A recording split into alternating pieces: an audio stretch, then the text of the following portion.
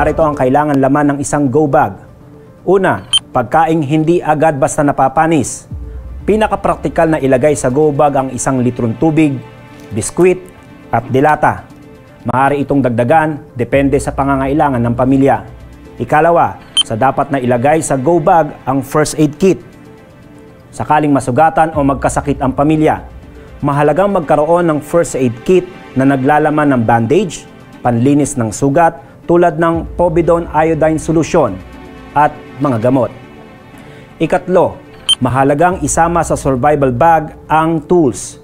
Maaaring magamit ang mga tools gaya ng gunting, kutsilyo o Swiss knife sa iba't ibang sitwasyon, maging sa pagluluto o kaya pagtatayo ng iba't ibang istruktura. Dapat ding maglagay ng lubid o tali sa bag.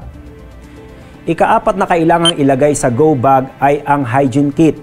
Mahalagang manatiling malinis ang katawan upang makaiwas sa sakit. Dahil dito ay kailangan maglagay ng sipilyo, toothpaste, shampoo, sabon at tissue sa bag.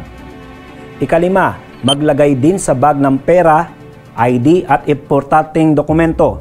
Siguraduhin may dalang pera upang may kakayahang makabili ng mga kailangan sa panahon ng sakuna. Mabuti rin magkaroon ng pagkakilanlan ang bawat miyembro ng pamilya sa panahon ng sakuna. Kaya kailangan magdala ng ID at mahalagang dokumento. Ika-6, power bank. Mahalagang may power bank para hindi agad maubusan ng baterya ang cellphone at iba pang electronic devices na magagamit upang makausap ang mahal sa buhay, pati na ang ibang tao. Ika-7, ilaw at radyo.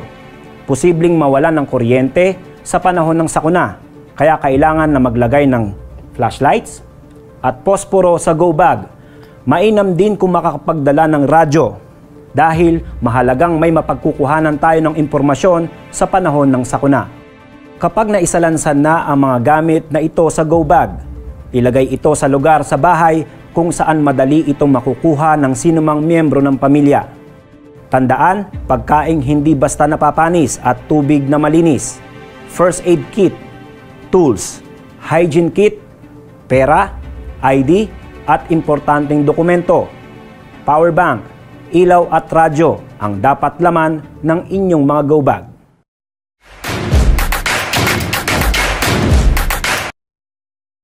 Inyong mga go bag.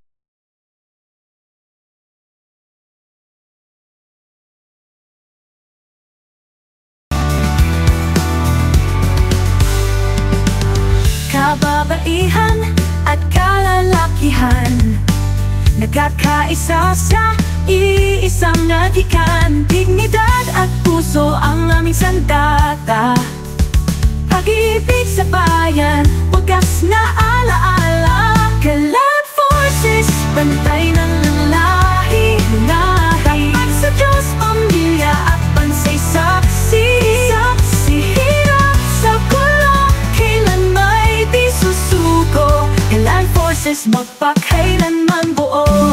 Kalag Forces, bantay ng lahi. Tapat sa Diyos, pamilya at bansay saksi. Sa hirap, sa gulo, kailan may di susuko. Kalag Forces, magpakailanman.